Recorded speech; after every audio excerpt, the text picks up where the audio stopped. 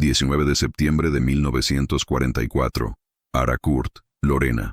Aquella mañana empapada de niebla, un comandante alemán puso la vista en la mira óptica del Panther y pronunció un comentario irónico que, horas antes, parecía incuestionable. Ningún vehículo estadounidense podría sorprender a una brigada Panzer en campo abierto. Era la confianza heredada de años de Blitzkrieg, blindaje inclinado y cañones largos. Para él, la idea de que un cazatanques ligero alcanzase a un Panther era tan absurda como inútil. Lo que los alemanes llamaban inferioridad mecánica americana estaba a punto de resultar ser lo contrario. La tesis de esta historia nace exactamente de este instante, porque, en pocos minutos, un vehículo desconocido para la doctrina alemana, demasiado rápido para seguir, demasiado silencioso para predecir, cortaría la niebla como un corte de luz, dispararía, se reposicionaría y desaparecería antes de que la torreta enemiga completara la mitad del giro. El M-18 Hellcat, producto directo de la industria que operaba en un triple turno en Estados Unidos, no solo superaría a los Panthers, iría más allá de la lógica misma de la guerra que Alemania consideraba invencible. El conflicto que sigue expone un marcado contraste. La expectativa alemana de superioridad técnica frente a la devastación causada por una máquina creada para ganar por la velocidad. Y esa mañana, la velocidad ganó. Pero antes de profundizar en los datos, hay una estadística que define esta historia mejor que cualquier imagen o testimonio. En tan solo unos días de septiembre de 1944, en el sector de Harcourt, 39 tanques Panther fueron destruidos por un vehículo que los alemanes ni siquiera consideraban una amenaza real. No era un Tiger, no era un bombardeo aéreo, era un cazatanques ligero, con menos blindaje que un camión de transporte, propulsado por un motor de avión, el M-18 Hellcat. Para los oficiales de la 103ª Brigada Panzer, este relato nunca tendría sentido. ¿Cómo podía una máquina que costaba la mitad del precio, con un cuarto de peso y sin protección frontal, no solo sobrevivir, sino que perseguir al vehículo blindado alemán más sofisticado del campo? La respuesta está a punto de ser desvelada. Y si valoras la historia militar presentada con precisión, contexto y respeto por quienes vivieron cada decisión en el campo, considera suscribirte y que te guste. Esto ayuda a este canal a seguir revelando el detrás de las batallas técnicas y morales que cambiaron el mundo. Desde 1939, la doctrina blindada alemana se había estructurado sobre una certeza casi religiosa.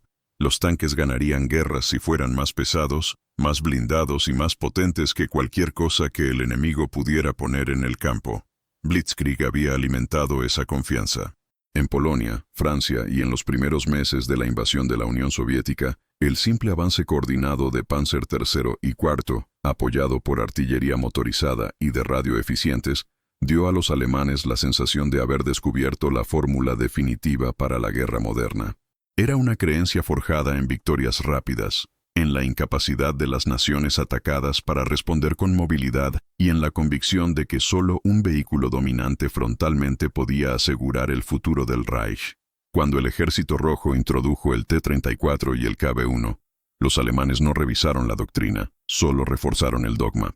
Si el enemigo ahora poseía blindaje inclinado y mayor resistencia, entonces el camino a seguir era producir tanques aún más pesados, cañones aún más largos y torretas aún más reforzadas. La Pantera y el Tigre nacieron de este impulso, no de la adaptación estratégica, sino de la continuidad lógica.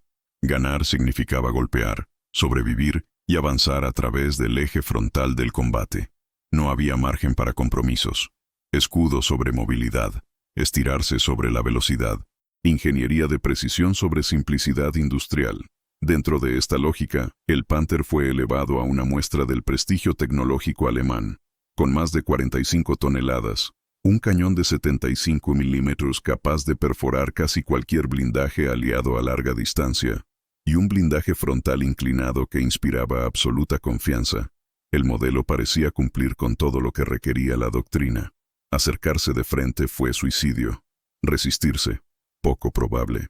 En Berlín, las autoridades ensalzaron la máquina como el punto de equilibrio entre potencia y eficiencia. En primera línea, los veteranos comandantes del Frente Oriental veían al Panther como el escudo de acero que compensaría las pérdidas sufridas en Kursk. Sin embargo, La guerra no se ganó solo con el impacto frontal, y esa era la parte que muchos se negaban a ver. La doctrina alemana, moldeada por victorias rápidas, nunca se había preparado para enfrentarse a un enemigo que prefería no enfrentarse a un duelo frontal, un enemigo que buscaba el flanco, se movía demasiado rápido para ser rastreado, y convertía el combate en un ejercicio de velocidad y comunicación, no en fuerza bruta. La creencia en la invulnerabilidad del blindaje era tan profunda que incluso tras sucesivas advertencias desde el frente, los análisis internos continuaron insistiendo en que los tanques aliados eran inferiores por definición.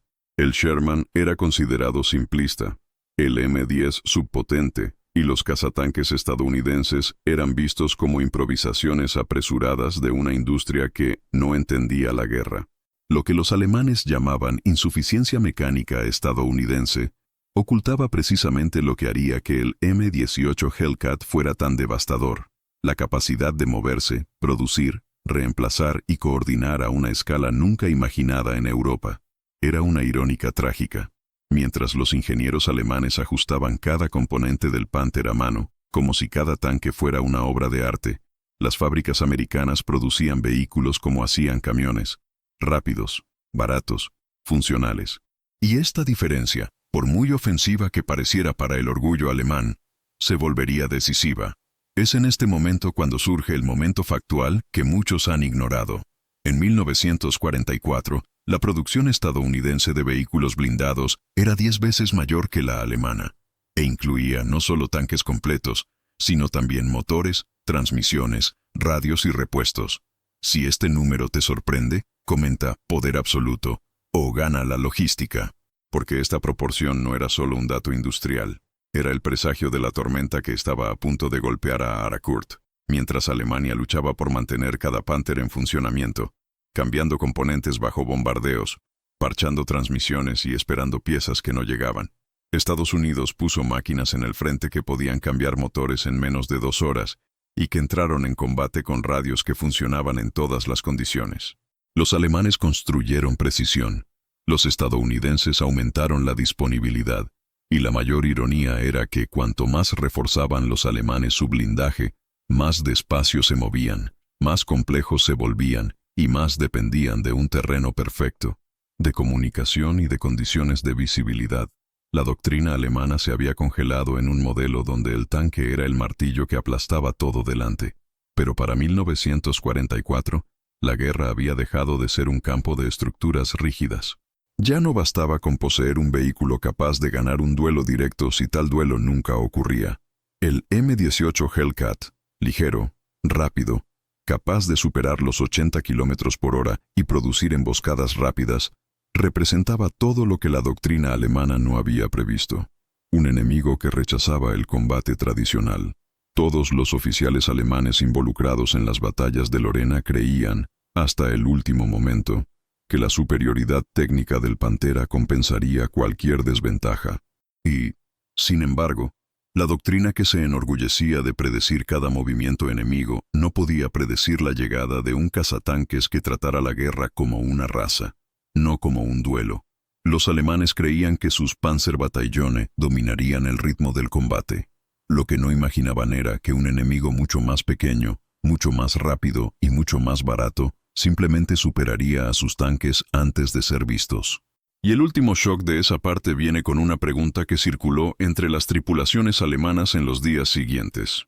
¿Cómo pudo un vehículo que ni siquiera se suponía que sobreviviría al primer impacto lograr destruir sistemáticamente máquinas que representaban años de orgullo de ingeniería y militar? La respuesta comenzará a surgir en la siguiente parte, cuando la doctrina estadounidense entre en el campo no como teoría, sino como una ruptura total de la forma alemana de entender la guerra. El verdadero golpe aún estaba por llegar. Cuando el ejército estadounidense inició en 1941 la discusión sobre cómo responder al avance blindado alemán, no buscaba replicar el modelo europeo, buscaba superarlo por otro camino. Mientras Alemania invertía en tanques cada vez más pesados y complejos que dependían de un mantenimiento especializado, los estadounidenses eligieron una ruta que a ojos europeos parecía casi herética: crear un cazacarros que no sobreviviera a un duelo frontal, pero que nunca permitiera que tal duelo ocurriera. La semilla de esta revolución fue sembrada por el teniente coronel Andrew Davis Bruce, un oficial que estudió la Blitzkrieg no con admiración, sino con frialdad analítica. Concluyó que la verdadera fuerza alemana no estaba en los tanques en sí, sino en el movimiento, en el ritmo operativo impuesto por el ataque coordinado. Era irónico. Los alemanes habían ganado corriendo, y Bruce se dio cuenta de que la única forma de detenerlos era correr aún más rápido.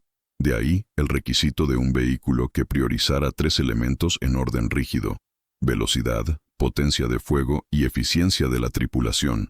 La armadura era un lujo prescindible. La filosofía estaba establecida. Un cazatanques no para absorber el impacto, sino para evitarlo. No para competir con el Panther, sino para invalidar la base que hacía relevante al Panther. Cuando el proyecto fue entregado a Buick, una división de General Motors, el espíritu automovilístico estadounidense tomó forma mecánica. En lugar de perseguir el refinamiento artesanal alemán, los ingenieros confiaron en la simplicidad industrial, la estandarización de los componentes y la facilidad de producción.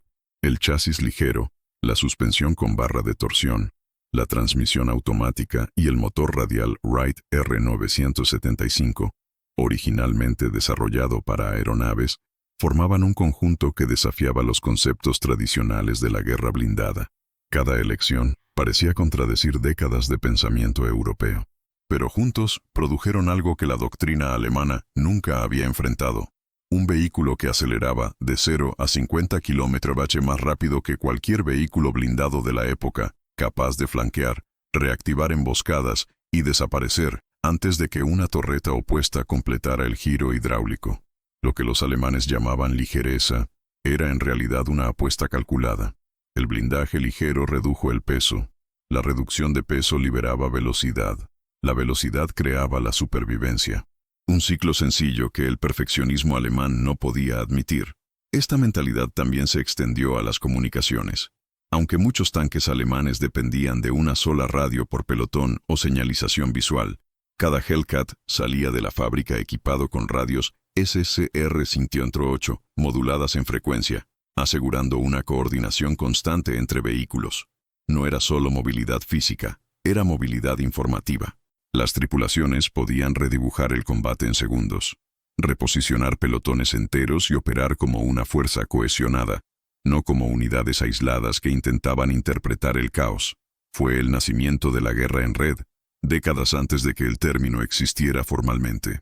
La doctrina de Bruce establecía que los cazatanques debían actuar como enjambres, rápidos, orientados a la comunicación y capaces de atacar puntos débiles antes de que el enemigo notara la brecha. La industria estadounidense, con su capacidad inigualable para convertir teorías en producción en masa, dio vida a la idea. Por tanto, el M-18 Hellcat no parecía corregir los defectos de Sherman, ni equilibrar las estadísticas con el Panther. Nació para desmontar una lógica, para enfrentarse a una fuerza que creía que la victoria residía en el grosor de la armadura. Los estadounidenses crearon un arma que, en la práctica, decía que la mejor armadura no debía ser alcanzada. Y esto no era retórica, era matemáticas. Un vehículo que viajaba 3 veces más rápido en terreno irregular podía elegir el ángulo de combate. Un vehículo con torreta ligera respondió más rápido al objetivo. Un vehículo sencillo requería menos mantenimiento y menos tiempo de inactividad. Y un vehículo barato podría producirse a una escala suficiente para mantener operaciones prolongadas. Esta divergencia filosófica moldeó el M-18 desde el primer tornillo. Cada decisión tenía como objetivo maximizar el movimiento. El cuerpo abierto facilitaba la observación y la comunicación, incluso si exponía a la tripulación. La fina torreta sacrificaba blindaje, pero eliminaba peso. El motor aeronáutico no fue elegido por extravagancia, sino porque ofrecía alta potencia con fiabilidad probada y producción ya consolidada. En resumen, mientras los alemanes buscaban crear el tanque perfecto, los estadounidenses buscaban el tanque necesario. Y lo que se necesitaba, en esa etapa de la guerra, era rapidez. Pero el punto que más irritaría a los ingenieros alemanes sería una simple línea de producción. Mientras que un Panther requería más de 2000 horas de trabajo y dependía de componentes especializados, un M-18 podía ensamblarse en 500 horas con piezas ampliamente disponibles. Era como comparar la construcción de un reloj hecho a mano con el montaje de un automóvil popular. Y esta diferencia no era solo una ventaja táctica, era una frase estratégica. La guerra moderna pertenecía a la industria, no a la tradición. Sin embargo, los alemanes solo se darían cuenta de esto demasiado tarde. Cuando los primeros informes que describían tanques estadounidenses extremadamente rápidos llegaron al mando de la Panzerwaffe, muchos oficiales descartaron la advertencia como una exageración o una identificación errónea. Un destructor de tanques ligeros, capaz de alcanzar a los Panthers en campo abierto, la idea sonaba tan absurda como peligrosa. Y sin embargo, era real. En la siguiente parte, esta realidad llegaría al frente lo suficientemente rápido como para desmantelar toda la confianza acumulada desde 1940 y revelar de forma brutal el precio de la doctrina que insistía en ignorar el movimiento. Sobre el papel, la comparación era ridícula. Por un lado, el Panzerkampfwagen Kume, el Panther, con sus 45 toneladas de acero, blindaje frontal de 100 mm, cañón KWK 42L70 de 75 mm y una imponente torreta hidráulica. Por otro, el M18 Hellcat, que pesaba algo más de 20 toneladas, con blindaje que apenas resistía el fuego pesado de ametralladora y un cañón M1 de 76 mm montado en una torreta abierta y ligera. Para los alemanes, esta ecuación solo podía tener un resultado. Y de hecho, si la guerra fuera solo un duelo de calibres y blindados, la Pantera ganaría. Pero la verdadera guerra fue mucho más que cifras en fichas técnicas. Era movimiento, era mantenimiento, era logística, era el momento. Y en estos aspectos, el M18 no solo compitió, redefinió los parámetros.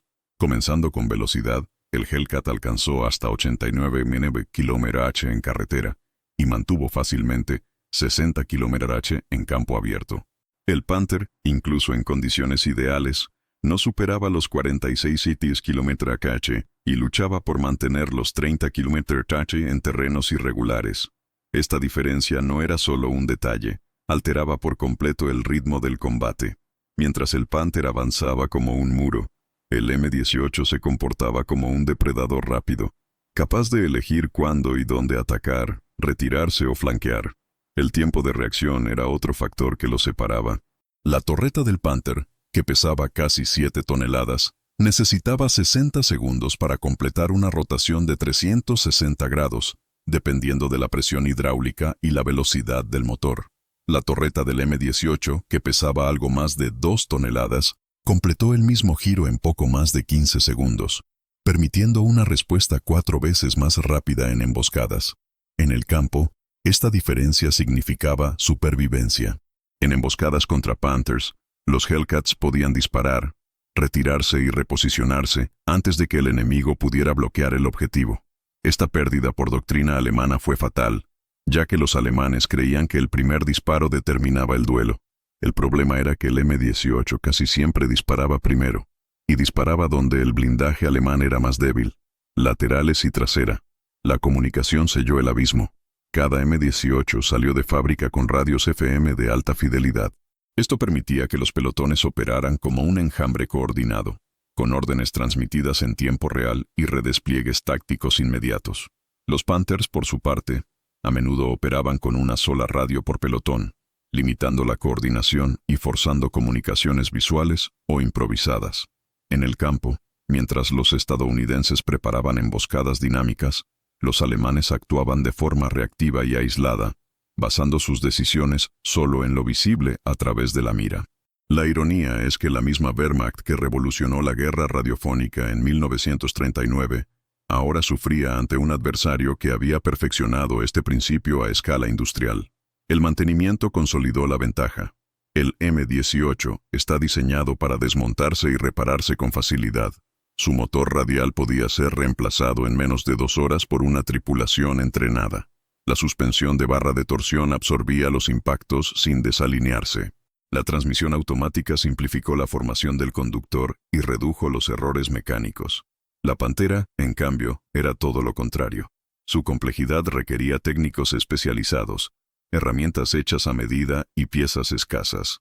Las fallas en el sistema de tracción y transmisión eran crónicas.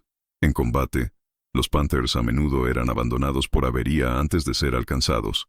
En septiembre de 1944, durante los enfrentamientos en Lorena, varios Panthers quedaron atrás sin un solo disparo enemigo. Sus motores se sobrecalentaron intentando perseguir Hellcats, que simplemente no se detenían. Y luego estaba la producción. El Panther requería aproximadamente 2.000 horas de trabajo por unidad. Cada vehículo debía ser ensamblado a mano, con tolerancias mínimas y materiales nobles. El M-18 se produjo con piezas estandarizadas, líneas automatizadas y mano de obra civil formada en tiempo récord. Buick, responsable de la producción, podía entregar hasta 250 Hellcats al mes. Toda Alemania, con todos sus esfuerzos centralizados, apenas podía superar los 380 Panthers al mes en su apogeo, y esa cifra incluía vehículos para entrenamiento, reemplazo y respaldo. La diferencia era brutal. Un modelo estadounidense que costó $57,500 desmontó un vehículo blindado que consumió más de 117.000 marcos del Reich. Requirió semanas de montaje y no pudo ser reemplazado tan rápido. La pregunta que muchos comandantes alemanes empezaron a plantearse era inevitable. ¿De qué servía un tanque que, aunque superior sobre el papel, necesitaba más tiempo, más recursos y condiciones más ideales de las que la guerra podía ofrecer? La respuesta estaba en el campo, donde el Hellcat, ligero y rápido, operaba de forma autónoma, recibía apoyo logístico constante, utilizaba el terreno con inteligencia y, sobre todo, explotaba todas las debilidades estructurales del enemigo. La guerra ha dejado de ser una competición por la armadura y se ha convertido en una danza de movilidad. Y en este baile, los americanos impusieron el ritmo. El colapso de la superioridad técnica alemana no comenzó con la destrucción de los tanques, sino con la destrucción de la lógica que los sustentaba. Cuando el Panther dejó de ser temido y empezó a evitarse inteligentemente, el propio concepto de supremacía blindada alemana empezó a desmoronarse. La doctrina basada en blindados y fuego frontal no podía sobrevivir al ataque de un enemigo que no aceptara jugar bajo las mismas reglas. Pero eso fue solo el principio, porque, en la niebla de las mañanas de septiembre, los Hellcats harían más que escapar y sobrevivir. Ellos pasarían al ataque. Y en los minutos siguientes, los tanques alemanes explotarían antes de que siquiera entendieran quién les había alcanzado. La batalla de Aracourt no se decidiría por la fuerza, se decidiría por invisibilidad y por el sonido que salió de la nada. Cuando la 113ª Brigada Panzer comenzó su avance hacia Aracourt en la mañana del 19 de septiembre de 1944, sus comandantes no esperaban encontrar una resistencia significativa. La inteligencia había identificado tanques Sherman en la zona, pero ninguna fuerza antitanque considerada seria. La densa niebla de ese amanecer reforzó la confianza. Con visibilidad inferior a 100 metros, los Panthers podían moverse con seguridad hasta alcanzar posiciones enemigas. Pero a las 7:15 am, la niebla reveló algo que no estaba en los informes. Un sonido breve, metálico y distintivo. En cuestión de segundos, la primera pantera explotó de lado. La torreta giraba inútilmente en busca de un enemigo invisible. Un segundo disparo, desde un ángulo opuesto, atravesó el casco de otro vehículo blindado. Lo que parecía una zona segura se había convertido en una trampa, y los cazadores estaban siendo cazados. Los disparos procedían de un pelotón del 704º Batallón de Cazacarros, que, usando M-18 Hellcats, se había posicionado horas antes en los bordes del bosque. Sus motores funcionaban al ralentí. Sus tripulaciones observaban en silencio. Cuando el avance alemán cruzó los sectores designados, los Hellcats no esperaron la orden de disparar. Dispararon, se retiraron, maniobraron hacia los flancos y volvieron a disparar. Para los alemanes, el impacto no fue solo visual, era auditivo, sensorial. Las torres reaccionaban lentamente. Las radios estaban en silencio, los motores empezaban a sobrecalentarse. La pantera, con todo su peso y poder, había sido atrapada en estática por un enemigo en constante movimiento. Un comandante de la Panzer Brigade, superviviente de ese ataque, diría más tarde, no estaban allí, y de repente estaban por todas partes. La primera emboscada exitosa de los M-18 en Aracourt, expuesto brutalmente la bancarrota de la doctrina frontal alemana. Al intentar responder al fuego, los Panthers descubrieron que sus torretas giraban demasiado despacio, sus radios no localizaban amenazas y sus motores, Si se veían obligados a maniobrar rápidamente, fallaban. Uno de los Hellcats salió a gran velocidad de detrás de una casa rural, cruzó el campo de visión de dos panteras y golpeó a un tercero por la retaguardia antes de desaparecer por un camino forestal. No era solo la velocidad, era imprevisibilidad. En menos de 10 minutos, 5 tanques alemanes habían sido destruidos. Uno de los M-18 resultó dañado, pero su tripulación logró escapar ileso. En la doctrina tradicional, los estadounidenses deberían haber mantenido su posición y absorbido el impacto. Pero allí, en Aracourt, algo nuevo estaba ocurriendo. No fue una confrontación, fue una persecución, y los alemanes se quedaron atrás. La ironía de esta historia es que la solución estaba delante de ellos. El propio principio de la Blitzkrieg se había basado en el movimiento y la sorpresa, pero ahora era el enemigo quien los ejecutaba a la perfección. Si disfrutas desentrañando estos hechos olvidados por la historia dominante, muestra tu apoyo, dale like y suscríbete para que podamos ofrecerte análisis más detallados como este. El impacto psicológico de esta emboscada fue inmediato. Los equipos informaron que no sabían de dónde venían los disparos. Con las radios inoperativas y la coordinación rota, los comandantes vieron cómo sus vehículos eran eliminados sin posibilidad de reacción. El Panther, obligado a atacar en formación y romper líneas, ahora se encontraba aislado, lento y ciego. En teoría, era superior. En el campo, fue encarcelada. Y eso fue solo la primera mañana. En los días venideros, los Hellcats demostrarían que sabían más que emboscadas. Sabían cómo convertir el caos en método, y apenas empezaban a encajar la doctrina alemana en su propia armadura. Mientras que los Panthers alemanes se construían como relojes suizos, montados pieza a pieza con mano de obra cualificada y materiales escasos, al otro lado del Atlántico, Buick, una división de General Motors, funcionaba como una línea de montaje bélica a gran escala. En Flint, Michigan, trabajadores civiles, muchos de ellos recién salidos de talleres o cursos técnicos, produjeron el M-18 Hellcat con el mismo pragmatismo con el que se monta un sedán. Cada tornillo, cada placa, cada motor, seguía estrictos estándares de intercambiabilidad. El objetivo era sencillo: fabricar rápido, reemplazarlo fácilmente y mantenerlo funcionando en cualquier estado. Mientras que un Panther requería aproximadamente 2.000 horas de trabajo para producirse, un M-18 se terminaba en poco menos de 500. De media, Buick entregaba un nuevo Hellcat cada 35 minutos durante la producción punta, utilizando 200 trabajadores por turno, trabajando en 3 turnos. Los tanques ya no estaban hechos para durar para siempre, sino para ganar hoy. Esta lógica era inaceptable para la ingeniería alemana, que seguía fiel al ideal de que el poder de combate residía en la longevidad y complejidad del equipo.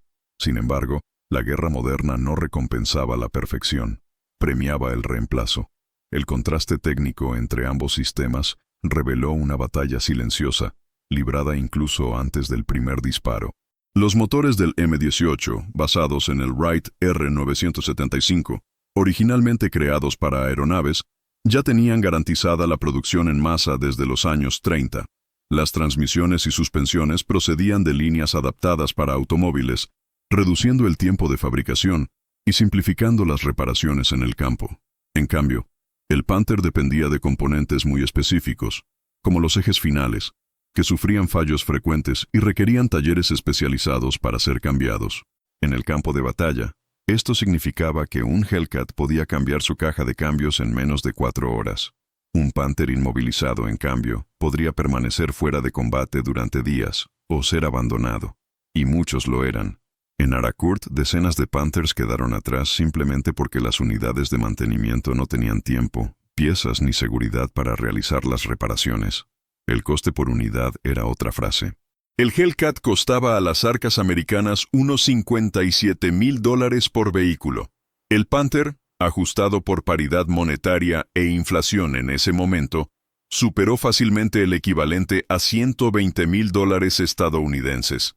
Producir 2 Hellcats por el precio de un Panther era más que una ventaja numérica, era una filosofía. Los estadounidenses no invirtieron en la supremacía técnica aislada, sino en la superioridad operativa sostenida. Por cada Panther eliminado, E.U. podía desplegar 2 nuevos Hellcats en menos tiempo, con menor consumo de combustible y una curva de entrenamiento reducida. La doctrina estadounidense confiaba en que el soldado bien entrenado, que manejaba un vehículo fiable y contaba con una logística robusta, derrotaría el mito de la máquina invencible. Los informes del frente lo confirmaron. Las unidades equipadas con M18 informaron de alta disponibilidad operativa, bajas tasas de fallo y gran capacidad de adaptación en combate. Los comandantes alemanes, en cambio, solían quejarse de que sus Panthers pasaban más tiempo reparados que disparando, y aun cuando estaban operativos, eran difíciles de reposicionar, requerían una atención extrema al consumidor y, lo más importante, no podían ser reemplazados rápidamente. En septiembre de 1944, mientras Buick entregaba más de 250 M18 al mes, la industria alemana luchaba por mantener su producción total de Panthers en torno a 300, cifra que incluía unidades dañadas en vehículos de reparación y entrenamiento. El número era aún más dramático si se consideraba el destino de estas máquinas. En la parte delantera, donde la velocidad y el tiempo decidían el resultado, el M18 a menudo volvía al combate al día siguiente. La Pantera a menudo nunca regresaba. Esta diferencia industrial no era solo cuestión de la línea de montaje, era un tema cultural. Mientras los alemanes seguían tratando sus tanques como obras de ingeniería, los estadounidenses los consideraban herramientas de victoria. El tanque pasó de ser un símbolo de superioridad a un recurso táctico, algo que necesitaba estar disponible, funcional y presente. El pensamiento estadounidense inyectó la lógica de la fábrica en la guerra: volumen, estandarización, eficiencia. Buick fue el símbolo de esta transición. Allí, cada soldador sabía que su pieza ahorraría minutos en el campo.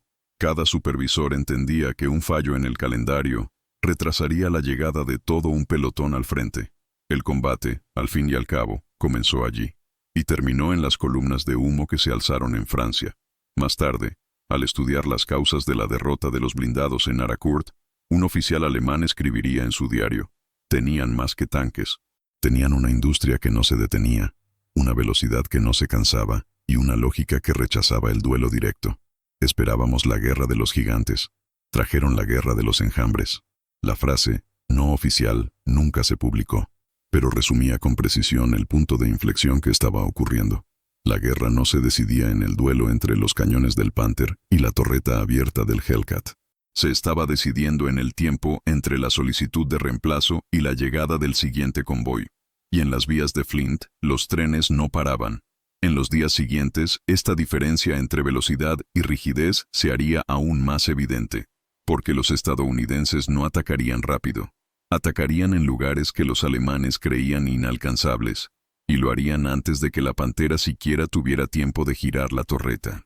Cuando el proyectil atraviesa el acero, la decisión se tomó segundos antes, y en ese lapso de segundos, entre ver y reaccionar, entre identificar y señalar, el destino de toda una tripulación puede quedar sellado. En el caso de los Panthers alemanes, estos segundos se multiplicaron en tragedia. La torre, orgullo de la ingeniería pesada de Múnich, pesaba casi 7 toneladas y giraba mediante un sistema hidráulico interconectado con la rotación del motor principal. Esto significaba que si el motor estaba en ralentí, como solía ocurrir en emboscadas o maniobras cautelosas, la torreta giraría lentamente, muy despacio. Simulaciones posteriores mostraron que un Panther, en condiciones comunes de operación en campo, tardaba entre 50 y 60 segundos en completar un giro completo de 360 grados.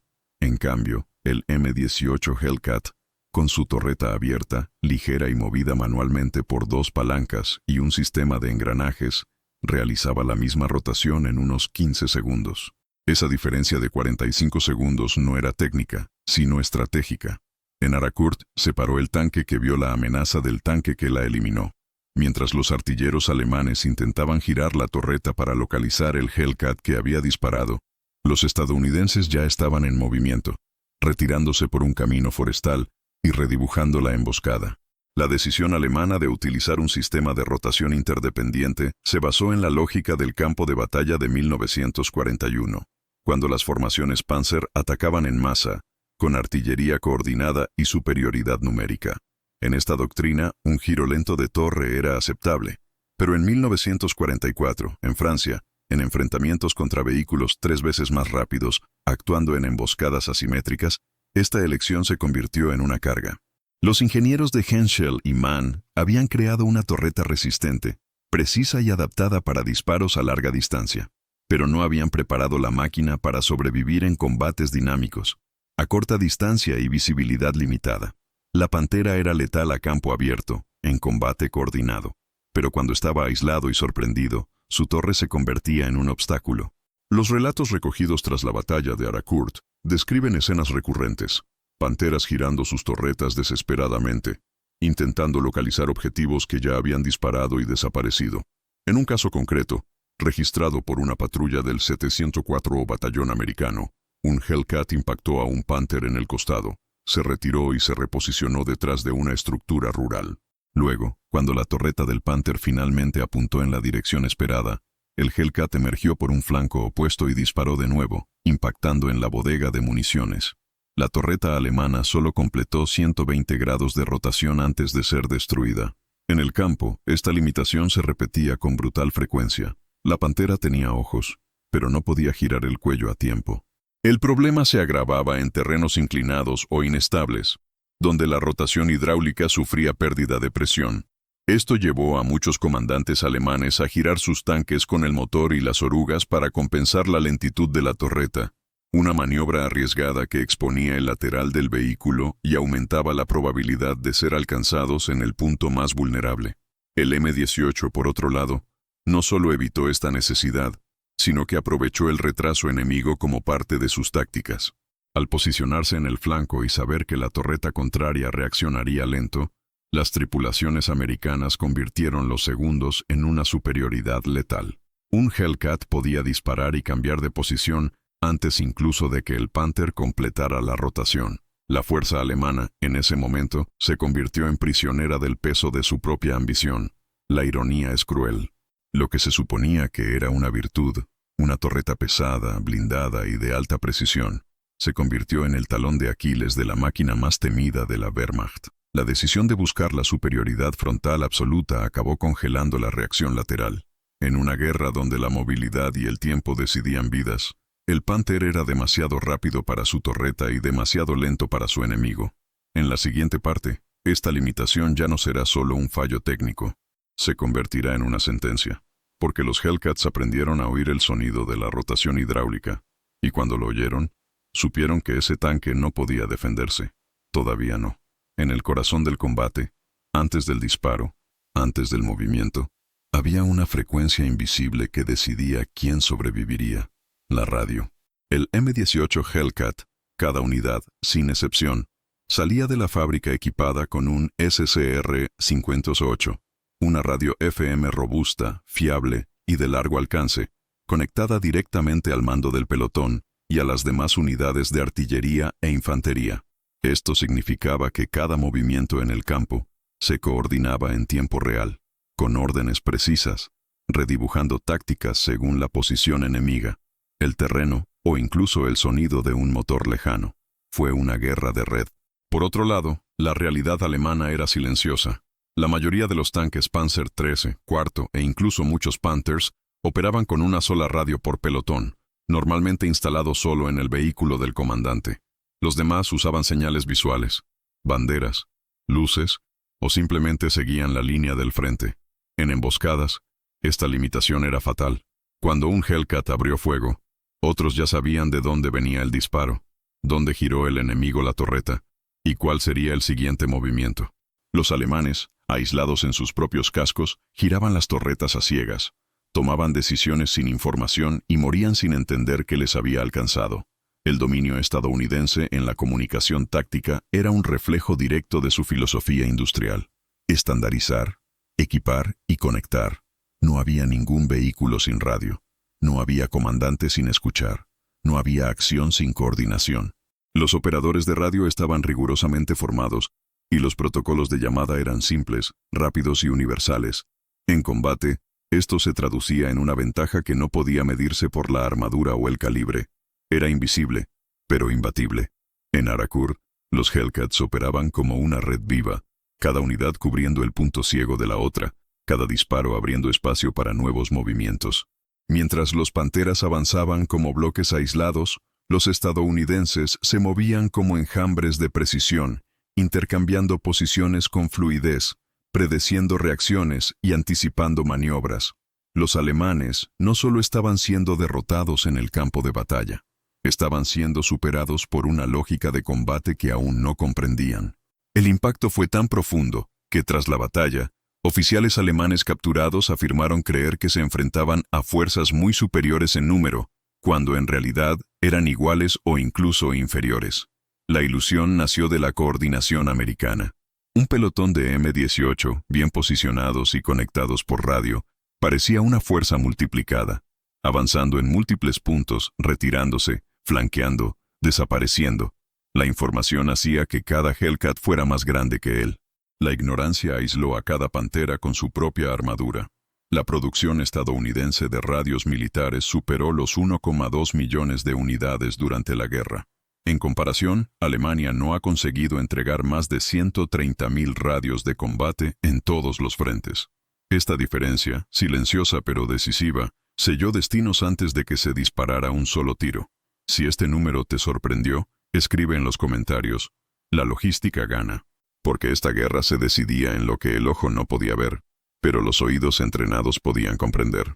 La supremacía en la comunicación permitía a los estadounidenses responder en minutos a cualquier amenaza, reposicionar blindados, llamar a artillería, coordinar apoyo aéreo y evitar flanqueos. Fue una guerra en capas, y los alemanes estaban atrapados en la superficie. Un Hellcat que viera a una pantera no tenía que enfrentarse a él solo. Era suficiente para informar su posición, distancia y ángulo. En cuestión de momentos, otro pelotón apareció en el flanco. En segundos, la artillería preparaba un bombardeo. Era como si el propio paisaje luchara contra los alemanes. La torreta del Panther giró. La torreta del Hellcat ya había girado. Y las radios ya habían advertido del siguiente movimiento. Pero si la ventaja técnica fuera invisible, el resultado sería visible. Y el siguiente capítulo de esta batalla dejaría claro, con números y humo, qué ocurre cuando el silencio se encuentra con el sonido de la coordinación absoluta.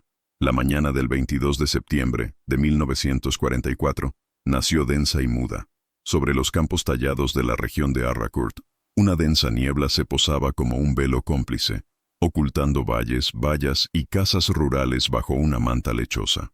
Para los alemanes, que avanzaban con Panthers y blindados de reconocimiento de la 5ª División Panzer, la niebla era un problema táctico. La visibilidad limitada comprometía la formación, dificultaba la identificación de objetivos y hacía inútiles los mapas basados en el reconocimiento aéreo. Pero para los estadounidenses, esa niebla era más que un fenómeno natural. Era un arma. Ocultos bajo su protección, los M-18 Hellcats se movían libremente. La alta velocidad permitía reposicionarse rápidamente sin ser visto. La comunicación por radio mantuvo la cohesión de la fuerza, y el sonido amortiguado de los motores confundía incluso a los oídos más experimentados de las tripulaciones alemanas. La niebla, que para algunos era un obstáculo, para otros era una cobertura. Durante horas, los Hellcats se movieron como espectros por los bosques y graneros abandonados. Se colocaban en las curvas de las carreteras, detrás de los pueblos, detrás de muros agrícolas. Habían estudiado los mapas, el relieve y la dirección de los vientos. Cuando aparecieron los Panthers, avanzando lentamente por caminos estrechos, la trampa estaba lista. Los primeros disparos vinieron de donde no se esperaba. Un cañón de 76 milímetros atravesó el lateral de un vehículo blindado alemán. Otro proyectil impactó en la estela delantera de un segundo tanque, inmovilizándolo. Cuando la tripulación intentó abrir la escotilla, el tercer disparo impactó en el compartimento del motor. Todo en menos de 2 minutos. Y entonces, silencio. Los Hellcats se retiraron. La niebla los cubrió de nuevo. Para los alemanes, la sensación era de persecución invisible. No sabían de dónde vendrían los siguientes disparos. No sabían cuántos enemigos había. Y la radio, su único aliado real en ese escenario, permaneció en silencio. El terror psicológico empezó a extenderse. Las tripulaciones alemanas dudaban en avanzar. Muchos temían alejarse de las formaciones. Lo que antes era una ofensiva se convirtió en un cruce. La propia naturaleza parecía conspirar contra la Panzerwaffe. La niebla ocultaba los caminos. distorsionaba los sonidos y desintegraba la cohesión táctica. En el campo, la superioridad de los Panther se disolvió en el miedo a un enemigo que no se veía, pero que disparaba con una precisión letal. La doctrina estadounidense, basada en el movimiento, la radio y la velocidad, ganó ahora un nuevo aliado: el clima. Y los comandantes estadounidenses lo sabían. Entrenados para interpretar el tiempo como un factor táctico, aprendieron a convertir el azar en ventaja. Cada Hellcat que disparaba bajo la niebla estaba, en efecto, escribiendo una nueva regla de enfrentamiento, donde la línea del frente ya no era una línea, sino una nube donde solo sobrevivían quienes se movían con inteligencia. Las estadísticas no mienten. En las acciones entre el 19 y el 29 de septiembre, al menos 39 tanques alemanes fueron destruidos en Arakurt, la mayoría en condiciones meteorológicas adversas, casi siempre en emboscadas con niebla. En cambio, los estadounidenses solo perdieron 9 M-18, muchos de los cuales fueron recuperados y reparados posteriormente. El equilibrio técnico se había roto, no por la fuerza bruta, sino dominando el escenario. La guerra ya tenía una etapa. Y los estadounidenses eran los directores. En la siguiente parte, veremos qué ocurrió cuando se disipó la niebla y los alemanes finalmente vieron quién estaba destruyendo sus tanques. Lo que vieron no fue un monstruo de acero. Era algo aún más perturbador, una máquina ligera, ágil y poco valorada, y la realización de que la doctrina que los guiaba estaba desfasada desde hacía tiempo. Estaban acostumbrados a decidir el campo. Durante 5 años de guerra, la doctrina Panzer había sido sinónimo de avance, presión y ruptura. Cuando un grupo de tanques alemanes apareció en el horizonte, el efecto psicológico precedió incluso al primer disparo. Pero en septiembre de 1944, en los campos empapados de Lorena, este papel empezaba a invertirse. Los batallones blindados alemanes, que antes marcaban el ritmo, ahora perseguían a un enemigo que no solo era más rápido, sino también más inteligente. Las primeras reacciones tácticas a las emboscadas de los Hellcats siguieron el manual habitual: agrupar vehículos en formación en cuña, intentar superioridad numérica, contraatacar directamente en la fuente del fuego. Pero estos manuales fueron escritos para duelos convencionales, no para combates asimétricos. Mientras avanzaban, los Panthers encontraron nada.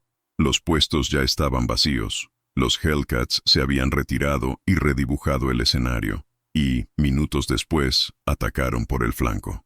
Cuando los alemanes se reposicionaron, vinieron por detrás.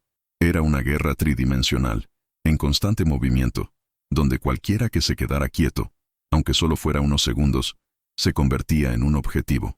Y los Panthers, por construcción y doctrina, se quedaron.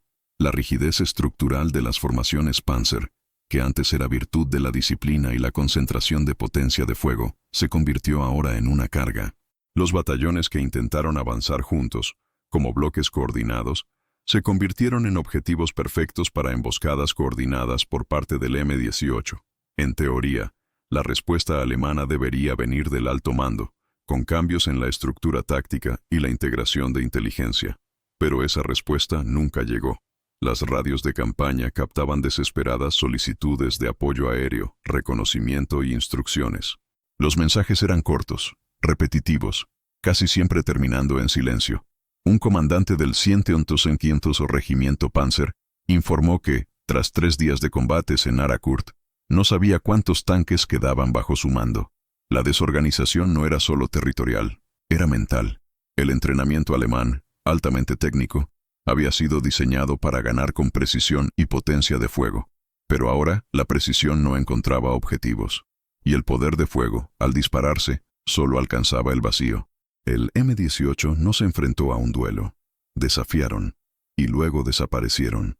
La tripulación de un Panther que sobrevivía a un primer ataque solía pasar horas sin enfrentarse, simplemente esperando el siguiente disparo invisible.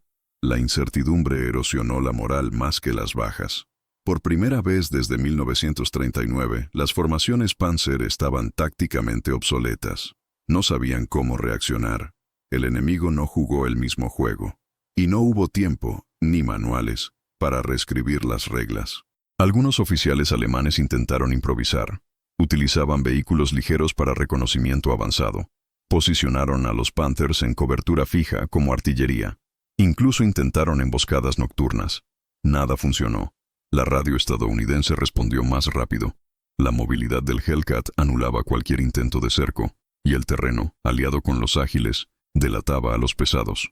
En los informes internos comenzaron a aparecer frases inusuales en la Wehrmacht: ataque suspendido por desorientación operativa, posición comprometida sin contacto visual, retirada por falta de objetivo.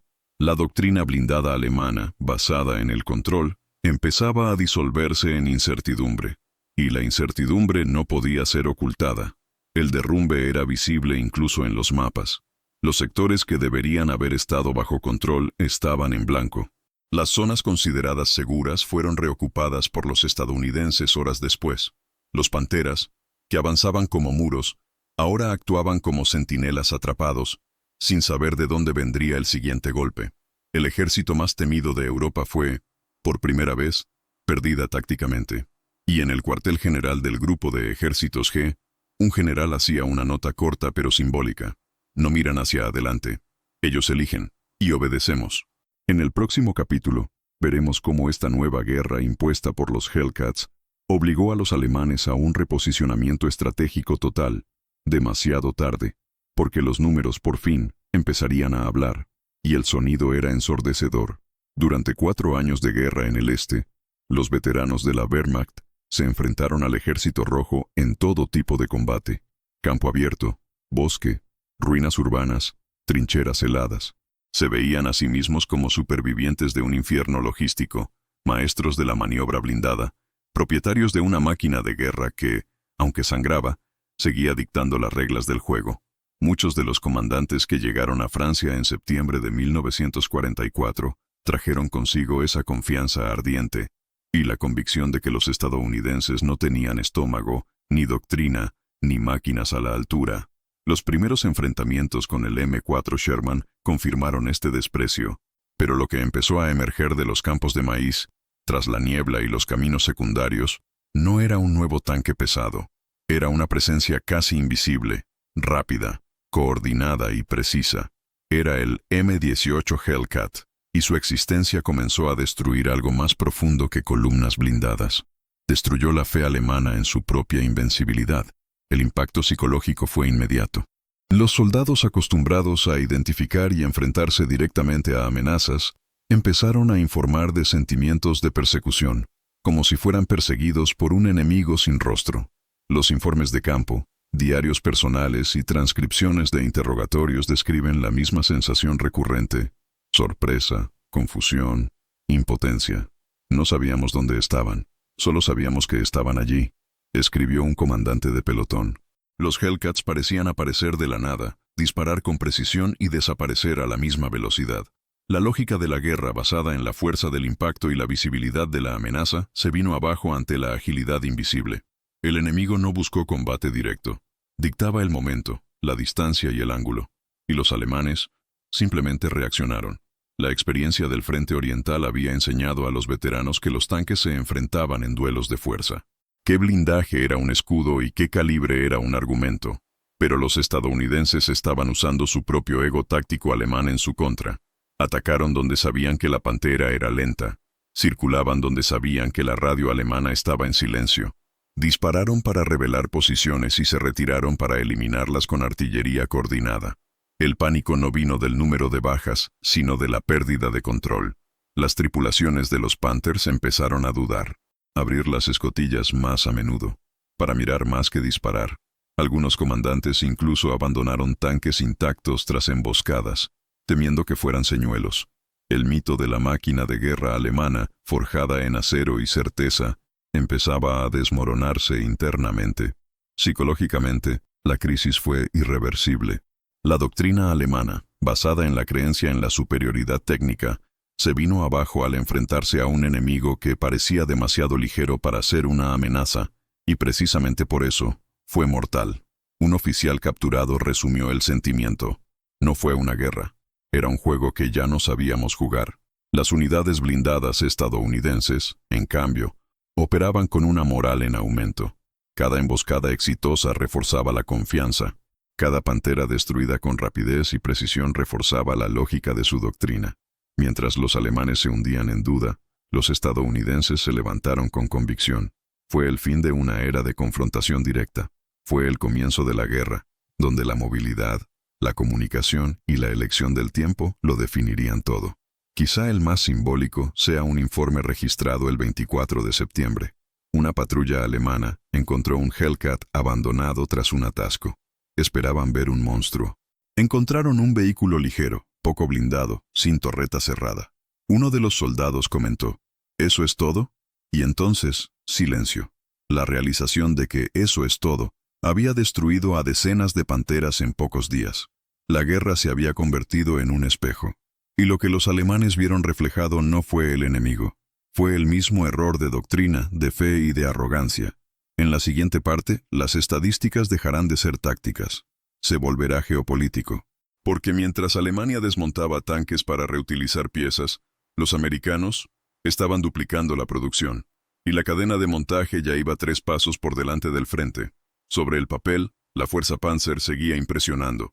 Los mapas estratégicos alemanes indicaban zonas de contención, puntos de ruptura, corredores de avance. Pero sobre el terreno, estos mapas empezaron a quedar obsoletos antes incluso de ser dibujados. La velocidad del M-18 Hellcat no solo era superior en combate, sino que era disruptiva a escala operativa. Mientras los Panthers recorrían carreteras secundarias a 25 km/h, los Hellcats recorrieron el doble de distancia en la mitad del tiempo. La logística estadounidense, impulsada por una línea de suministro móvil y en constante expansión, permitió que vehículos ligeros, como el M-18, fueran reubicados con una velocidad sin precedentes. Y esto empezó a traducirse en algo nuevo.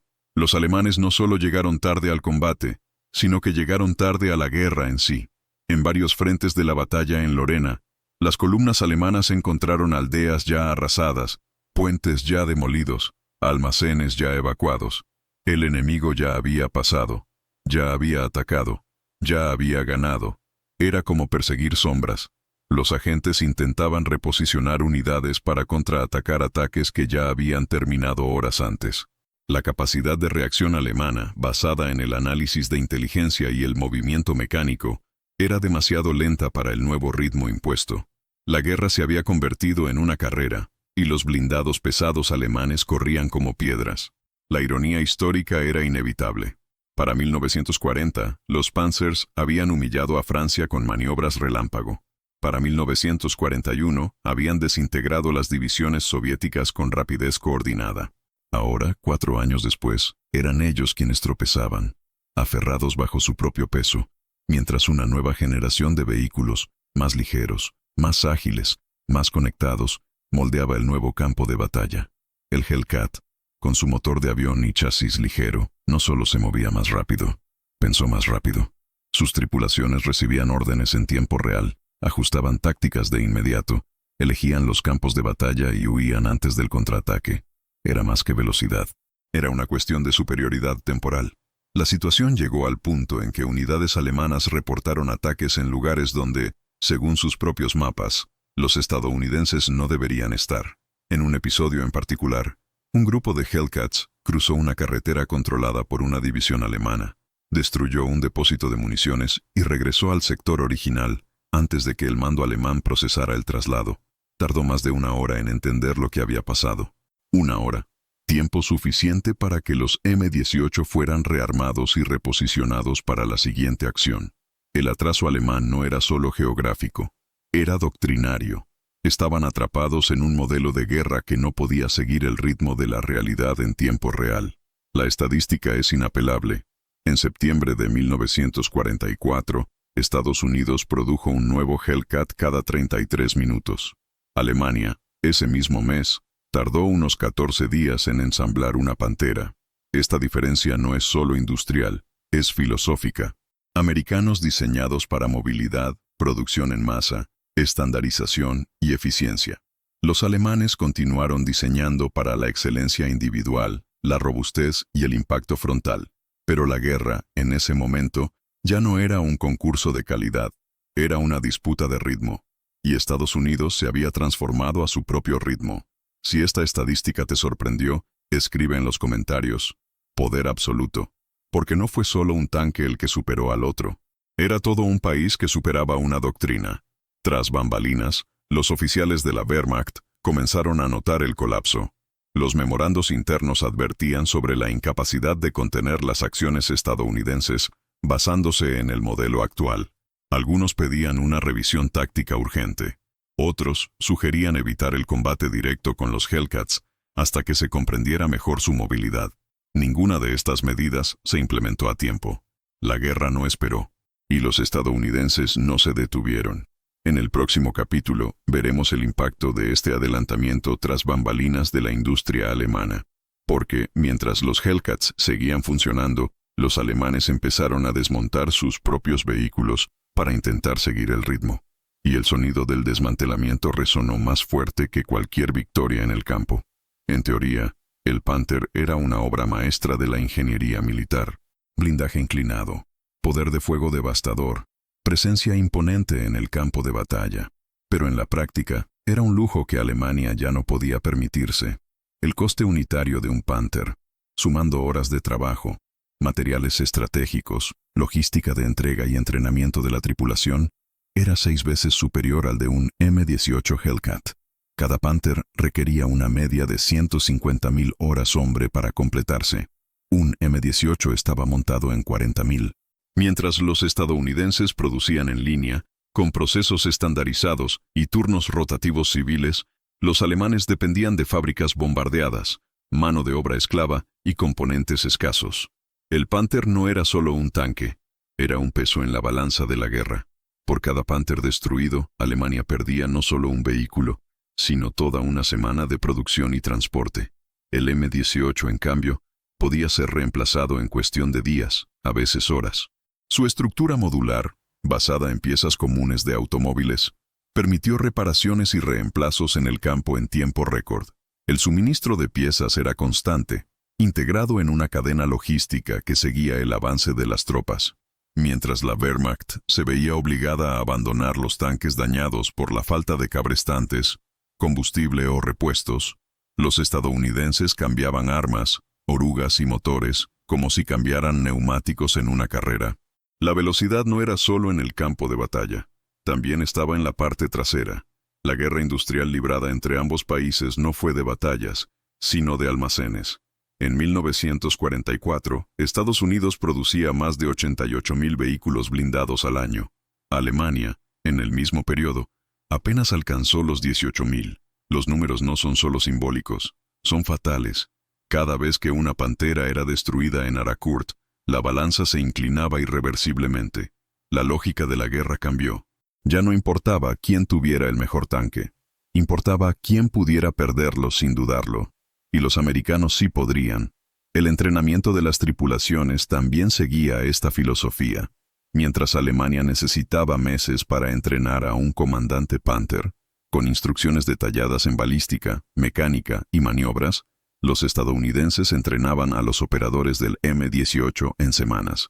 El objetivo no era crear un maestro del combate, sino un albacea de la doctrina. Coordinación, movilidad, disparar en movimiento. Un soldado entrenado era una pieza dentada, no un héroe aislado. Y los engranajes, cuando tienes miles, mueven ejércitos enteros. Los alemanes continuaron entrenando caballeros. Los estadounidenses crearon motores. La diferencia en el consumo logístico fue igualmente brutal. Un Panther consumía más de 800 litros de combustible cada 100 kilómetros. Una M-18 iba en la misma ruta con unas 400. Pero la verdadera diferencia estaba en el transporte. Llevar un Panther al frente requería carros específicos, grúas y logística dedicada. La M-18 encajaba en plataformas comunes. Fue cargado en barcos, descargado por civiles y remolcado por camiones. Era lo suficientemente ligero para cruzar puentes improvisados, lo bastante rápido como para no necesitar escolta y lo bastante barato como para ser arriesgado. La Pantera era preciosa. El M-18 era reemplazable. Y eso marcaba toda la diferencia en una guerra donde cada minuto contaba. Las fábricas estadounidenses como Buick en Flint, Michigan, funcionaban en 3 turnos. Los trabajadores civiles producían Hellcats como los que fabrican automóviles. Cada línea era un mundo cerrado de eficiencia. Control de calidad, inspecciones diarias, ajustes en tiempo real.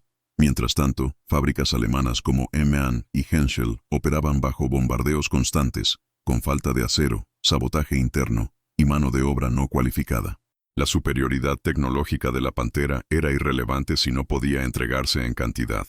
La guerra ya no era cuestión de calidad, se trataba de disponibilidad. Durante los combates en Aracourt, una unidad estadounidense perdió 2 M-18 en una emboscada. En menos de 48 horas, ambos habían sido reemplazados por nuevos modelos, entregados directamente desde el almacén delantero de Reims. En el mismo periodo, un batallón Panzer perdió 4 Panthers, y tardaron 3 semanas en recibir 2 reemplazos. La ecuación era implacable. Por cada vehículo blindado perdido, Alemania perdió tiempo, estructura y moral. Estados Unidos estaba ganando impulso. Si esta disparidad te sorprende, escribe en los comentarios. Datos impactantes. Porque estos datos no eran solo números en hojas de cálculo. Eran la sentencia silenciosa de una doctrina que ya no seguía la época en la que vivía. En el próximo capítulo, veremos cómo esta desigualdad empezó a afectar incluso a la propaganda nazi. Porque cuando ni siquiera se podían inventar las estadísticas, solo quedaba una opción: el silencio. Y en Alemania, en 1944, el silencio ya era ensordecedor. Durante gran parte de la guerra, el nombre Tigre bastaba para congelar el avance de cualquier unidad enemiga. El Tiger Immeru, y más tarde el Tigersund, el Königstiger, eran símbolos de invencibilidad, fortaleza de andar y superioridad tecnológica. Con blindaje frontal de hasta 180 mm y un cañón de 80 mm capaz de destruir cualquier blindaje a más de 2 km. Los Tigers no necesitaban números, con uno era suficiente. Pero para 1944, en Francia, la guerra había cambiado, y los monstruos de acero, que antes causaban pánico, empezaron a convertirse en estatuas en el campo, literalmente. Muchos Tigers fueron abandonados sin luchar, inmovilizado no por disparos, sino por la logística, por el tiempo, por la velocidad de los enemigos que no se enfrentaron de frente, sino que los rodearon, los ignoraron. La fuerza bruta ya no era suficiente. La doctrina alemana, orgullosa de sus supertanques, no preveía la aparición de una guerra donde el peso fuera una debilidad. El Tiger era lento. 38 toneladas de media en el Tiger Prime, 69 toneladas en el Tiger II. Se rompía constantemente. Necesitaba apoyo constante. Era un tractor de guerra con un cañón montado. Pero los estadounidenses no jugaron ese partido. No luchaban en duelos. Luchaban por ventaja. Un escuadrón de M-18, operando en red, podía atravesar un sector incluso antes de que un Tiger completara su giro de torreta. Y más. Bastaba con apuntar a las rutas de suministro, los puentes frágiles, las columnas de camiones. El Tigre murió sin disparar. Murió de hambre. En Aracourt, el símbolo de la obsolescencia se manifestó ante los ojos de todos. Un Tiger II, posicionado para contener un avance estadounidense, fue aislado en menos de 12 minutos por 2 Hellcats, que ni siquiera necesitaron disparar. Cortaron la carretera de suministros, destruyeron un camión cisterna y dejaron al gigante varado, indefenso, mientras las tropas estadounidenses rodeaban la posición y avanzaban kilómetros dentro de la posición. Cuando el Tiger fue capturado, aún intacto, uno de los soldados estadounidenses comentó: «Es hermoso, pero no es bueno para la guerra». Una frase que, años atrás, habría parecido herejía. Ahora, era análisis táctico. Los informes se multiplican. En varios sectores, los Tigers fueron abandonados por falta de piezas, tanques enteros usados como cobertura estática. Muchos servían solo como un bloqueo moral, que ya no funcionaba. Las tripulaciones estadounidenses habían aprendido que era posible evitar a los gigantes. Ataca por detrás. Espera a la mermelada. Usa el terreno. Aprovecha el tiempo. Era una partida de ajedrez en la que la torre perdía contra los peones, porque los peones eran rápidos, organizados y operaban en red. La fuerza bruta se convirtió en vulnerabilidad. La propaganda nazi seguía exhibiéndolos como iconos. Los panfletos representaban a los tigres como muros de acero, desafiando el avance aliado. Pero la realidad era aún más cruel. Eran máquinas solitarias, demasiado caras, demasiado lentas, demasiado expuestas. En una guerra donde el tiempo valía más que el calibre, el Tigre era un reloj detenido. Un ingeniero de la Wehrmacht escribió en un informe confidencial: Es un tanque hecho para ganar batallas que ya no existen. La frase, leída hoy, es un epitafio para toda la doctrina. La obsolescencia del Tigre marca más que la derrota de un modelo. Marca el final de una era militar. Alemania apostó todo al impacto frontal. Estados Unidos apostó por la multiplicación. A tiempo. En logística. Y ganaron. En el próximo capítulo, seguiremos la estadística que los alemanes no pudieron ocultar. Cuántos Tigers habían sido enviados y cuántos habían logrado realmente luchar. Porque algunos monstruos nacen listos para rugir, y mueren antes incluso de moverse. El M-18 Hellcat no era solo una máquina rápida, era una extensión de los cerebros de quienes lo comandaban. Y en este nuevo campo de batalla, la mente valía más que la armadura. El nombre de Henry R. Hartmann puede que no aparezca en los grandes manuales de estrategia militar, pero sus logros en Aracourt resonaron en radios de campaña e informes internos como ejemplo de una doctrina viva, que se escribió en tiempo real. Sargento en el 704 Batallón de Cazacarros, Hartmann no esperó órdenes desde arriba. Leyó el terreno, escuchó los sonidos, habló con los flanqueadores y decidió. Rápido, decisivo, letal.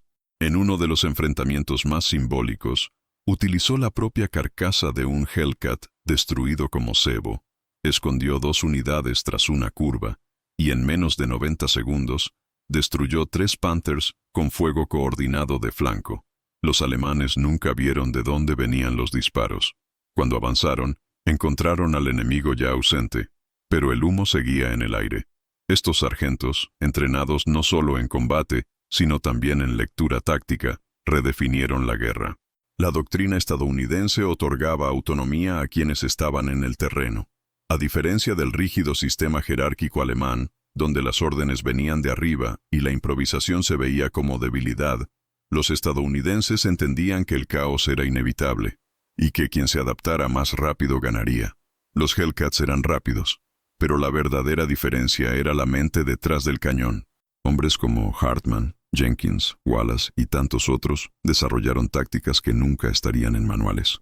Retirarse provocadamente para exponer el flanco enemigo, disparar en movimiento para crear una ilusión de volumen, usar el sonido del motor como arma psicológica, confundiendo la dirección del avance.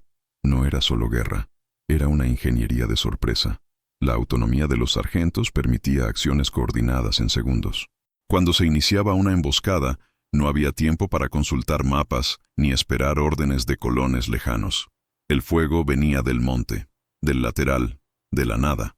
La sincronía entre radio, instinto y práctica creó un nuevo tipo de guerra. La Wehrmacht, acostumbrada a enfrentarse a oponentes predecibles, simplemente no sabía cómo reaccionar. Los relatos alemanes empezaron a cambiar de tono. No solo hablaban de velocidad o números, sino de comportamiento. No actúan como un ejército tradicional, escribió un teniente alemán tras sobrevivir a una emboscada. Piensan como cazadores. El heroísmo de los sargentos estadounidenses fue silencioso. No hubo banderas ni discursos. Se tomaron decisiones en fracciones de segundo, con la vida de toda una tripulación al alcance de sus dedos. Y había confianza. La doctrina estadounidense se basaba en el hombre común, siempre que estuviera bien entrenado, bien armado y tuviera una radio funcional. Esta fe en el soldado operativo, en el sargento pensante, se convirtió en un arma estratégica. Era la guerra del cerebro contra el peso, de tácticas contra pose, desde la mente en red contra el cañón aislado. Y, en este duelo, los estadounidenses estaban ganando sin tener que imponerse por miedo. Ganaron por inteligencia. La ironía de esta historia es que la solución siempre ha estado delante de los alemanes. No era ningún secreto. Estaba en los informes, en los ecos del frente. Pero fue ignorado, subestimado. Mientras tanto, soldados como Hartmann convirtieron cada campo, cada cruce, cada curva de la carretera en una trampa lógica. Si te gusta desentrañar estos hechos, muestra tu apoyo. Dale a me gusta y suscríbete para que podamos ofrecerte contenido más profundo como este, donde el rostro humano de la estrategia revela el verdadero alma de la guerra. En el siguiente capítulo, la guerra entra en los informes de la Wehrmacht. Porque lo que los generales empezaron a escribir en septiembre de 1944 ya no era un plan de batalla, era un reconocimiento de derrota. Y la verdad se selló con números. En los campos fangosos de Francia, un arma silenciosa decidió el curso de la guerra. la fiabilidad. Mientras el foco de la propaganda apuntaba al calibre de los cañones y al grosor del blindaje, la realidad se decidía por motores que arrancaban por la mañana, suspensiones que resistían la marcha y sistemas que simplemente funcionaban. El M18 Hellcat no solo era rápido, era incansable. Su motor radial Continental, R975, diseñado originalmente para aviones, ofrecía 400 caballos de potencia, con un mantenimiento mínimo. La suspensión era sencilla, resistente y modular. El acceso a los componentes internos era rápido, intuitivo y directo. En el campo, esto significó que un M18 averiado volvió al combate en cuestión de horas. Una Pantera dañada nunca podría volver a moverse. Los problemas mecánicos del Panther eran conocidos incluso por sus tripulaciones. El sistema de transmisión, especialmente la transmisión final, se rompió bajo tensión. El motor Maybach HL230, aunque potente, era inestable. Por cada 150 kilómetros recorridos se recomendaba una revisión completa. En teoría, la Panther era la cima de la ingeniería de blindajes. En la práctica, era una máquina temperamental que requería más atención que el propio combate. Sus fallos no solo ocurrieron bajo fuego, ocurrió en los desplazamientos, en las pistas, en las curvas forzadas.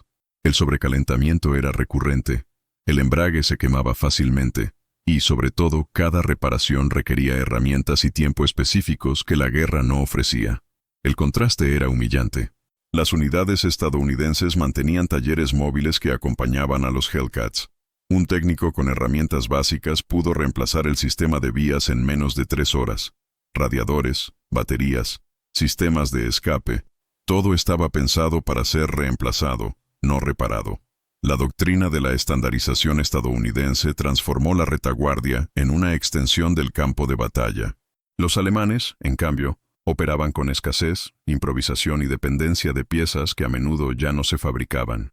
Había Panthers sentados durante semanas esperando una marcha. Los Hellcats volvieron a la acción en cuestión de turnos. Durante la batalla de Lorena, una compañía estadounidense registró 12 intervenciones mecánicas en M18 durante 7 días de operación. Ninguno duró más de 5 horas. En el mismo periodo, una compañía Panzer perdió 4 Panthers por fallos de transmisión, sin combate. Estos tanques fueron abandonados en momentos críticos, no por disparos, sino por desgaste. La fiabilidad se ha convertido en un arma invisible, silenciosa y constante, porque en la guerra, el tanque que no se mueve es una tumba con un motor. Más que el número de vehículos, lo que pesaba era la tasa de disponibilidad. Los Hellcats estaban listos. Siempre. Un batallón estadounidense operaba con el 92% de los vehículos disponibles en el terreno. Los Panzers, de media, no superaban el 60%. Era una estadística que no apareció en los periódicos, pero que decidió toda la operación. Los generales no podían confiar en vehículos blindados que no pudieran ser transportados, y los soldados sabían que cualquier ruido extraño en la Pantera podía ser el presagio de otro abandono más. Lo psicológico se vio afectado. La máquina, que se suponía que debía proteger, se convirtió en un riesgo. Tras bambalinas, los ingenieros de General Motors mejoraron los Hellcat incluso durante la producción. Cada unidad que regresaba con fallo era estudiada. Se incorporaron ajustes en las nuevas líneas. El feedback desde el frente se convirtió en instrucción de fábrica. Era una guerra de bucles, donde la práctica alimentaba la teoría. En Alemania los ingenieros diseñaban basándose en idealizaciones. El Panzersohn estaba en papel. El E100 era una fantasía. Pero lo que había en el campo, eso era lo que había. Y lo que había no funcionaba como debería. La fiabilidad del M18 también se extendió a la simplicidad de su funcionamiento. Menos botones, menos palancas, menos variables. Las tripulaciones podían operar bajo presión, bajo fuego, en condiciones meteorológicas adversas, y el vehículo respondía. Era, como decían los operadores, una máquina que no se quejaba. Y eso, en una guerra donde cada segundo puede ser la diferencia entre la vida y la muerte, lo era todo. Porque ganar una batalla puede depender de un solo disparo, pero ganar una campaña depende de estar presente, funcionando, cada día. La guerra mecanizada del siglo XX no fue ganada por el tanque más fuerte. La ganó el tanque que funcionó, que volvería. Eso podía usarse una y otra vez hasta que el enemigo dejara de contar. Si esta diferencia te parece pequeña, considera esto. De cada 10 Panthers enviados al frente occidental en 1944, 3 no entraron en combate debido a fallos técnicos. De cada 10 Hellcats enviados, 9 lucharon más de una vez. En el próximo capítulo, nos encontraremos con el mayor contraste de todos, el campo de Harcourt, donde la teoría de lo invencible colapsó bajo el peso de lo práctico, y donde la M18 ya no está infravalorada, ser temido. Cuando el silencio se apoderó de los campos de Harcourt y los últimos tanques fueron remolcados o enterrados, no solo quedaron cadáveres de acero, quedó una lección, y no se ignoró. Años después del final de la guerra, cuando se formó la Bundeswehr, el nuevo ejército de Alemania Occidental, bajo la OTAN, se convocó un grupo de oficiales veteranos para revisar los errores doctrinales de la Wehrmacht. Entre ellos, el nombre del M18 Hellcat apareció más de una vez, no como amenaza, sino como paradigma. Informes internos, muchos de los cuales ahora están desclasificados, revelan que los alemanes comenzaron a estudiar el concepto que tanto detestaban: la movilidad sobre el blindaje, comunicación sobre el aislamiento, táctica de red sobre fuerza bruta. El modelo bélico estadounidense, que antes se veía con arrogancia, se citaba ahora como referencia para el siglo que estaban haciendo. Fue con este espíritu que, en las décadas siguientes, se desarrollaron tanques como el Leopard 1 y luego el Leopard 2, centrados en la agilidad operativa, la digitalización y la integración de sistemas. El peso seguía importando, pero ya no estaba solo. El Abrams estadounidense, heredero directo de esta doctrina, también priorizó la velocidad, la versatilidad y la capacidad de interacción con la red. El Merkava israelí, adaptado a un terreno complejo, combinaba movilidad con protección de la tripulación, un legado claro de lo que enseñaban los M18. Salvar hombres vale más que preservar la máquina. La transformación filosófica fue silenciosa pero radical. Oficiales como Heinz Günther Guderian, hijo del propio padre de la Blitzkrieg, incluso admitieron en círculos doctrinales de la OTAN que el dogma de invulnerabilidad blindada había sido un callejón sin salida doctrinal. La lección fue dura. Lo que los alemanes creían que era superioridad era en realidad rigidez, y lo que parecían debilidades del enemigo, ligereza, coste, simplicidad, eran las herramientas exactas para ganar una guerra larga. El M18 Hellcat, con todas sus limitaciones técnicas, demostró que la guerra mecanizada era más sobre el sistema que sobre el monstruo. Se trataba de sincronización, sobre la presencia continua, sobre la rapidez de toma de decisiones, y principalmente sobre la flexibilidad táctica. Las doctrinas de posguerra comenzaron a considerar no solo el poder de fuego de un vehículo blindado, sino también su capacidad para operar dentro de una red viva de información, apoyo y reemplazo. El tanque ha dejado de ser una fortaleza móvil y se ha convertido en una pieza de ajedrez en tiempo real, una unidad integrada, una función, no un símbolo. La ironía final de esta historia es amarga. El tanque que Alemania nunca tomó en serio se convirtió en la base conceptual de sus futuras generaciones de combate, y el concepto de que los aliados desarrollaron por necesidad, porque no tenían el blindaje para competir de frente, se convirtió en un estándar global. La Segunda Guerra Mundial ha terminado, pero la idea del Hellcat continuó, en velocidad, en lógica, en doctrina. En el próximo capítulo volveremos al punto cero, Harcourt, septiembre de 1944, y contar con detalle cómo 39 Panteras fueron destruidos por un enemigo que nunca esperaron, ni entendieron, porque la verdadera fuerza del M18 no era lo que tenía, eso era lo que representaba. En Harcourt, lo que se destruyó no fueron solo tanques, lo que se vino abajo ahí fue una idea, la idea de que la superioridad técnica es un escudo absoluto. La doctrina alemana creía esto, que la mejor armadura, los mejores ingenieros y el mejor acero serían suficientes. Pero cuando los M18 Hellcat empezaron a aparecer como figuras en la niebla, golpeando los flancos y desapareciendo antes de que las radios alemanas pudieran responder, algo más profundo se rompió. No era la armadura, fue la convicción, porque en la guerra, tan letal como una bala es la certeza equivocada, y los alemanes tenían muchas. Harcourt era un campo de batalla, pero también un espejo. En él, Alemania vio el reflejo de su propia rigidez. Una reflexión que mostraba que el enemigo no necesitaba ser más fuerte, más pesado o más temido. Era suficiente para ser más adaptable. Bastaba entender que la guerra no recompensa el orgullo, sino la rapidez de respuesta. Inteligencia en red. El comando distribuido. El M-18 era lo opuesto al Panther en todo, excepto en efectividad. Y precisamente por eso ganó. Porque el campo de batalla había cambiado, pero la doctrina alemana no. Las cifras hablan de 39 panteras destruidas. Pero eso es solo la superficie. El impacto real fue doctrinal, filosófico, casi existencial. Los oficiales alemanes redactaron informes completos intentando explicar lo inexplicable.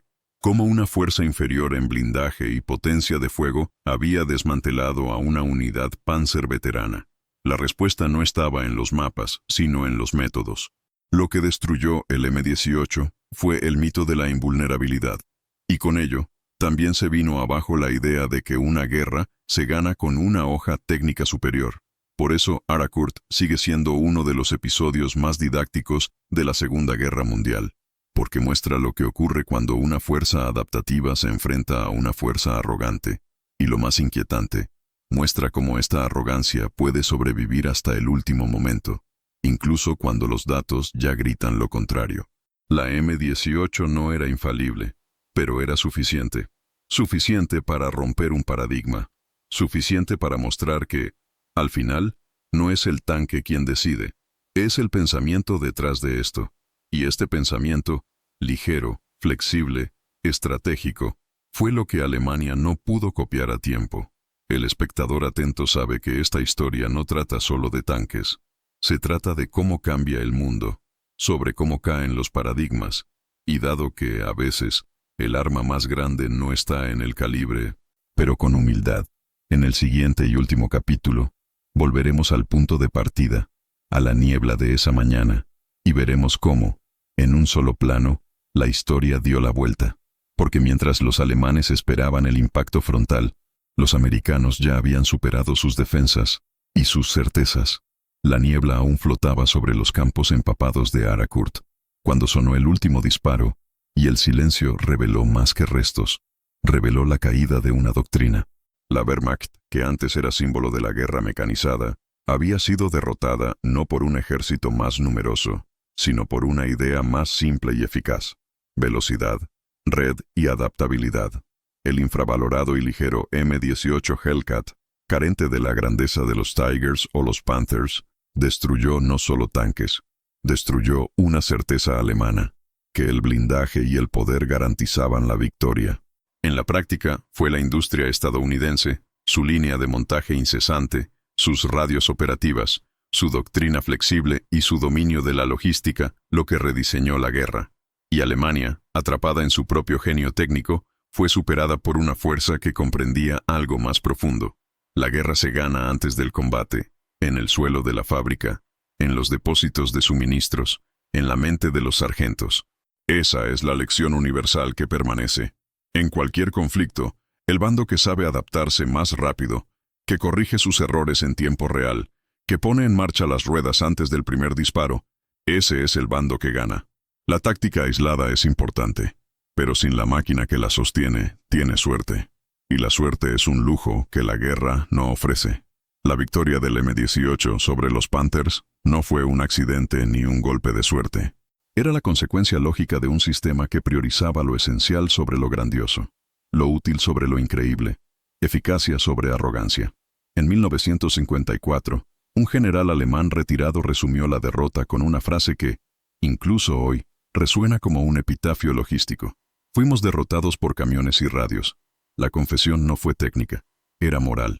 Porque al admitir que el mayor ejército blindado de la historia fue superado por piezas de repuesto y comunicaciones integradas, reveló que el verdadero campo de batalla estaba donde pocos miraban, en lo invisible. Si esta historia te ha impactado, muestra tu apoyo a la investigación y la verdad histórica con un me gusta y una suscripción al canal. Y comenta abajo, ¿cuáles son los datos más impactantes de este vídeo? ¿Producción en masa? ¿La torre cerrada con llave? ¿El tiempo de reparación? Queremos saber qué os sorprendió. Activa también la campana, porque el siguiente hecho histórico devastador ya está listo. No te vayas todavía. Escucha la próxima historia real que aparecerá en pantalla. Recuerda siempre, la logística determina la estrategia. Mira el siguiente vídeo aquí en el canal con otra historia increíble.